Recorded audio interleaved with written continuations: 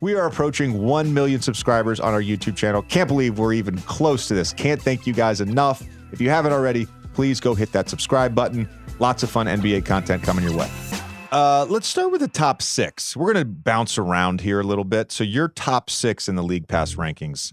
Milwaukee 1, Golden State 2, Denver 3, Suns 4, Boston 5, Lakers 6. And if you were to ask me to talk myself into, let's say, 6 teams that could potentially win this year, it's interesting that your League Pass rankings, I think, reflect a little bit power rankings. Because I think those probably, in my opinion, are the 6 most likely teams to be playing in June in the NBA Finals. I want to go team by team here. Sure. It can be a simple answer. It can be a detailed answer. It doesn't matter to me. But I want to ask you for each team, what is the biggest question mark in your eyes for them having a good season versus potentially raising a championship banner? Okay. Let's start with Milwaukee. Perimeter defense. Drew Holiday's gone. They seem to be like starting Malik Beasley. That's going to be a real thing. And I like Malik Beasley. I was lobbying for several teams to trade for him last year as a bench guy. Dame and Malik Beasley in the starting 5 is going to be a little flammable defensively, I think, as great as Dame is offensively. He's a walking top 5 offense, culture, everything you could possibly want. Don't make any mistakes about that. But like they're really depending on Middleton getting back to like he can legit at least make some of these big wings earn it. And just Giannis and Brook Lopez put out every single fire that there is. And like, Brook Lopez is 35. Makes me a little nervous. So I'm going to go perimeter defense on the Bucks. Like the answer. Don't disagree with the answer. Counterpoint to you. Yes. Bucks, top 5 defense for a lot of the season, bottom 10 offense last year. Do they need to be a top 5 defense to win? Is their offense going to be that much better this year with Dame? They just maybe need to be in the 12 to 15 range, and they can sort of rely on, even in a playoff series, they can rely on that back line of that defense. It's a classic hosting technique. You asked me just for one negative thing about each team. Just one. I may have follow-up questions. One nit to pick. Then you're like, well, here's the counter.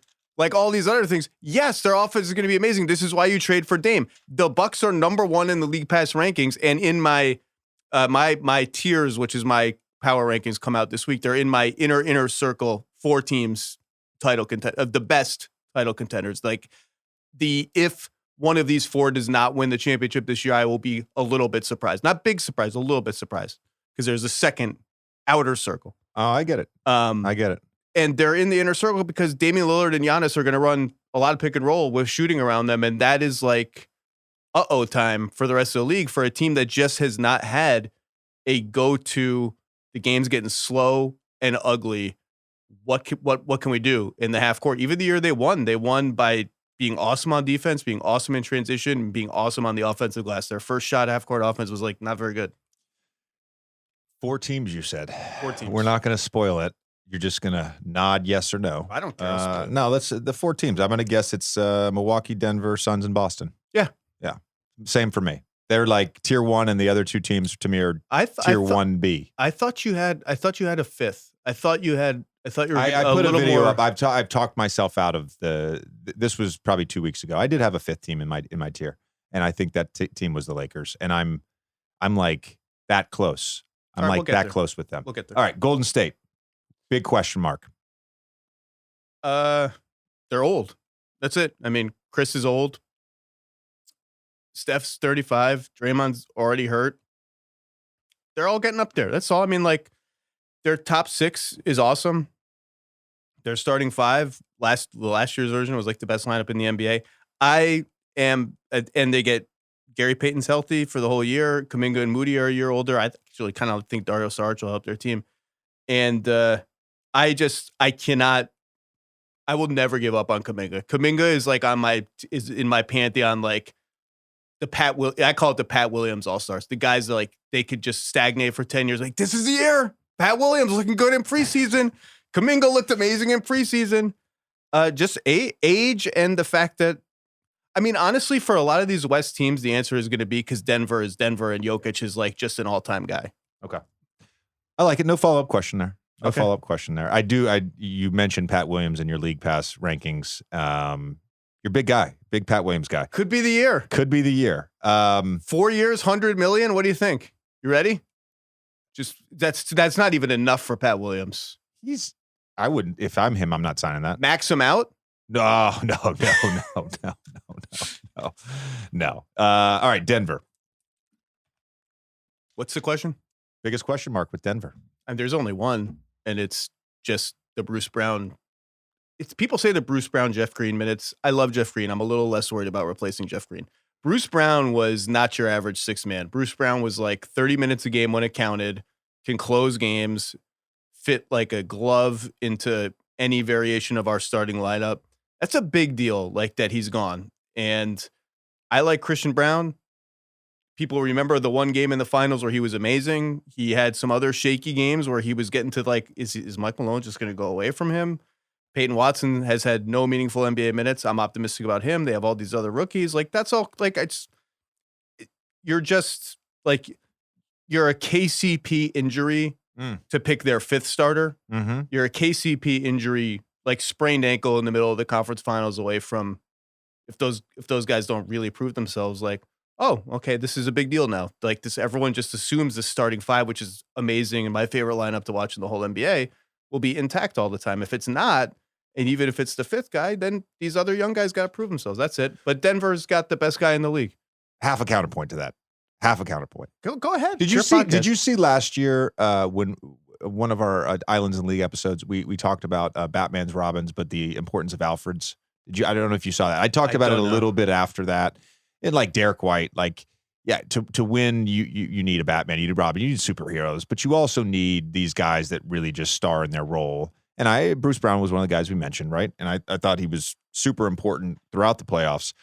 Counterpoint to that is Bruce Brown, without a doubt, is a great role player. That prior year in Brooklyn, he was awesome.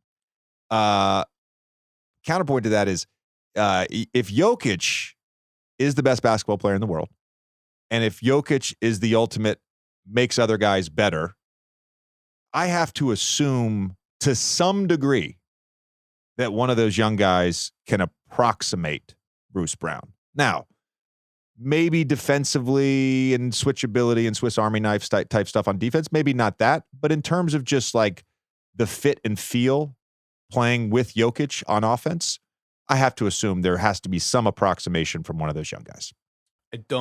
I mean, again, it's all a bet on. You look at the teams that have repeated since Jordan, and all of them have one, if not two, top 15 greatest player of all time. Shaq, Kobe, LeBron, Durant, Curry, on and on. And like even those teams had a hard time doing it. I mean, like if there's another reason to bet against Denver winning the title, it's that it just does not happen very often and has not happened since the KD Warriors, which are like almost unbeatable if healthy. That was almost unfair. But he's that's where Jokic is headed, if not now, is like a top 15 all-time player. Like he's that dude. And so those guys tend to have a better shot at it. I think we are currently in the longest drought of repeat champions since the Lakers bookend. So the 3-peat and the 2-peat. I think that was 6 seasons, if I'm not mistaken. 03 to 08. 02 is the last of the first 3. Yeah, so 03 to 08. So 6 seasons, and we're at 5 right now. Yeah. All right.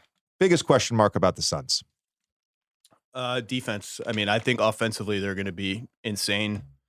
I've been saying that since they got Beal, and everyone was, how are they going to share one ball? There's too many mid-range shooters, no point guard. Like maybe there will. Do you think that the point guard thing is a real concern for Phoenix? Like the lack of the traditional floor general? No, I don't. I don't at all. And I don't think you need a traditional point guard. In some cases, with certain players, I think a table setter could make a difference. And this is not like saying Paul George and Kawhi. I think there's something there with the Clippers, with the two of them. But even in that scenario, if I'm like, all right, who's the perfect point guard to play with those two guys? I still want somebody that can shoot off the dribble threes. I do. I want somebody who can shoot high volume threes, whether that's off the dribble or spotting up. But I do. I don't want somebody who's going to. I'm not talking about Harden here, but I don't want somebody who's going to bring the ball up like Mark Jackson and get 9 assists. But yet you don't actually like the stock answer to the who's the best point guard for these wing heavy teams with the ball handling wings was like always Pat Beverly or George Hill. It sounds like you want someone who's more dynamic than that. Yeah, I do. Yeah, I do. And that's not a knock on those guys. Oh, those guys are really good. Love those guys. So anyway, defense. Yeah. Defense. Look, you look at Book as a playmaker. If you look at the regular season in terms of like counting stats, like there's some plateau to the total assist numbers or assists per game, whatever. It's pretty damn good in the playoffs last year. 7 a game, I think. Yeah, I think it was over 7 a game. Kevin, obviously, he's a guy, he's talked about it before. He gets double teamed, he's going to make the right play. Like, they have enough. Can I tell you one thesis I have just in general on how to build a good offense? You can build a good offense in a number of ways. The easiest way to build a good offense is have a guy or have 2 guys who you have to put 2 to the ball. Yeah. That's it. They have 3. That's it. They got him. Beal is going to remind people, I haven't been healthy. Everything gets tainted by the Wizards' mediocrity brush. Like, he's really good, and in this role, he's going to be awesome. And I do think there is something, though, as great as it seems going to be offensively, and I saw somebody predicted today they'll have the greatest offense of all time. Just not that bold a prediction. Like, every year, someone is going to be a top 3 offense in the history of the league by efficiency. I do think the math problem of they are going to have to get up enough threes. Like, when they get to the highest level, it's just hard to win when you have to shoot like 50% on long twos every single game.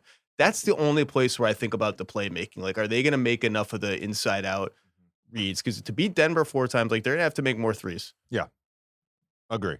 But I would argue again, I don't think you need a table setting point guard to do that. Your favorite team, the Boston Celtics. Biggest question mark you have with the Celtics? First of all, I didn't appreciate that. Honestly, like it's going to be depth again. Like, they have the best top 6 in the NBA. One of those guys is old, Al. One of those guys is hurt often, Porzingis. They are the only 2 big guys in the top 6. And, we can talk about the Luke Cornett eclipse if you want. Like, I'm be a little nervous if that dude is playing more than spot minutes in the playoffs. I like Luke Cornett. He's fine. I think Peyton Pritchard's good. I think he's like a legit good bench guy. Yes. Hauser is decent. Cornette's fine. I've always had a soft spot for O'Shea Brissett. I think he'll help their team, but I just think it's depth. That's all. Okay. That's a weak answer, I know, but depth outside of the top 6 and a little health age type thing with some of the ancillary pieces. And the other thing with Boston, like, everyone has poked all the holes in there, like late game offense. I think that is symptomatic to me of the downside of all of these like super spacing lineups, and they're going to have all 6 of their top guys can shoot. And Porzingis is a shooter, the likes of which they have not had as a big man, just quick release, all that stuff. The downside of those is like they go through whole games where it's like, did they try to get to the rim at all? Like, was there any rim pressure here at all? They don't get to the line much. Like, they got to find the balance between, it's cool that we can like drive and kick. Like, sometimes that's what Robert Williams brought. It's like, sometimes can we just go to the basket and that's my only concern. Okay. Yeah, I think there's going to be an element of when there are switches and you can't get to the basket, posting Jalen, posting KP, even posting Drew, of course, posting Tatum. Joe has talked about that. And then the other part with Kristaps is I think he can be effective as a roller. He has been in the preseason. Yeah. It's been the best thing about their team in the preseason. Yeah, so I'm not as concerned about that. But the depth part, I get. Outside of the top 6, I love Peyton Pritchard. I'll say it. I love him. Love him. This guy wanted my team, dude. Dude, here's the thing, Zach. If I was you do a profile on Peyton Pritchard, okay, so he's undersized. You may have strong feelings about his on-ball defense and switchability and all that stuff. Here's what I know. Motherfucker competes, plays his ass off, and loves basketball. They talk about his practice. Loves basketball. They talked about his, like, he's an MFer in practice. Yeah. You mentioned rolling to the rim. Can I ask you a question? Can I be the annoying guest who asks you a question? Ask me all the questions. I love it. People take rolling, not people. There's like rolling to the rim is not something that is like makes for a sexy talking point in basketball discourse. It's like not all that fun to watch when it doesn't lead directly to a dunk or like something like that. But you talk to coaches around the league and even some big guys, like there are some big guys who just don't want to do it. Just it's like it's hard work, it's sacrifice, and you can tell them over and over again, it helps our team when you do this really hard to the rim. It opens up 3-point shots. And by the way, you're probably going to like walk into a couple lobs and ones, whatever, every game. Like that's going to boost your scoring average. But like, I bet you've played with bigs where that was a little bit of a tug of war, right? It's really hard work, and it's hard. Like the timing of like, I got to slow down to get the pocket pass. Like that stuff is hard. It is. I immediately think of DJ. Not that DJ had never really complained about it, but DJ understood. You think about Chris Paul, especially, let's call it the fourth quarter, late game, right?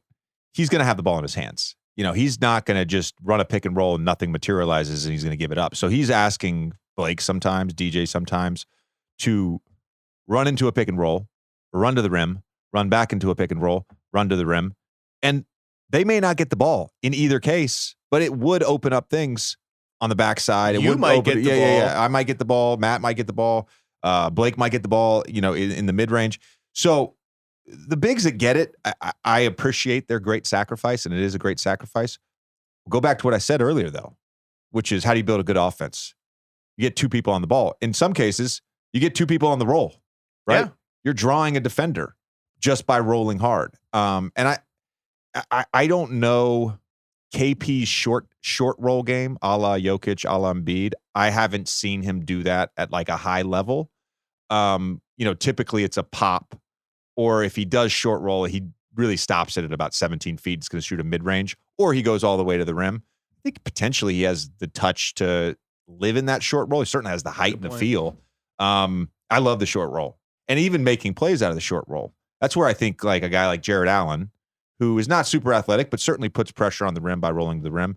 I think has gotten better and better each year just about playing out of the short roll. So he gets the pocket pass, the weak side corner guys all the way pulled in, big can recover. He's able to turn and make that pass now, where, 5 years ago wasn't proficient at it, but he's gotten better.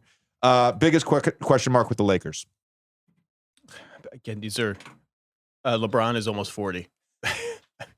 I mean, think about that. I mean, he's almost 39, but it sounds better to be like he's almost 40. Yeah. Because 38.5 is almost 40. He'll be 39 in 2.5 months. He's 39. In about that time, he will become number one all-time in minutes played, playoffs and regular season combined. Like, it's just, he's going to get hurt every year. Like, he just can't be this old and play this much and not get hurt. And so you're just banking on the type of injury and the timing of the injury being such that when it's April, he's full go. And like last year, he wasn't. Last year, he played and he played pretty well, but he wasn't the same guy because of the foot injury. That's all it takes. Like, and they've done an amazing job rounding out the team. I thought AD, you and I have done the AD discourse thing to death. I thought he was outstanding in the playoffs, offensively a little up and down. That's fine. Reeves, I think, is legit. All their offseason signings are awesome. They still have a first-round pick to trade. They might try to do that. But, like, they're the guy who runs the show. He may not be the best player game to game anymore. Anthony Davis is the best player a lot of the time for them. But the guy who makes the offense go is almost 40. Like, that's all. Like, and then you're talking about the teams where they're all so good that the margins are just that thin. Like, that's all. Yeah. And Jokic, by the way, ate Anthony Davis for breakfast, lunch, and dinner in that playoff series. And he does that to everybody. But I think there was some hope, at least among Laker fans, that his speed, arms, and leaping ability could be some kind of deterrent, and it was not at all. Yeah. I mean, eventually, certainly in the early part, I think it was game 2, they made that switch. Maybe it was the end of game 1. End of game one, right. And then they would go back and start him, but then eventually they'd move him off of him and put LeBron or Hachimura on him. And LeBron played him well, man. LeBron did play him well. I mean, you would love to have an honest conversation with LeBron about, like, how does that feel at your age with the foot injury? Like, how many possessions of that do you have in you? But he would just be like, what do you mean? I can do that. Maybe he can do it 100 possessions again. I would love to get the real answer. All right, so those are the top 6. in your league pass rankings. And I think generally we both agree those are probably on paper going into the season, probably the 6 best teams. Maybe not the 6 best records at the end of the year,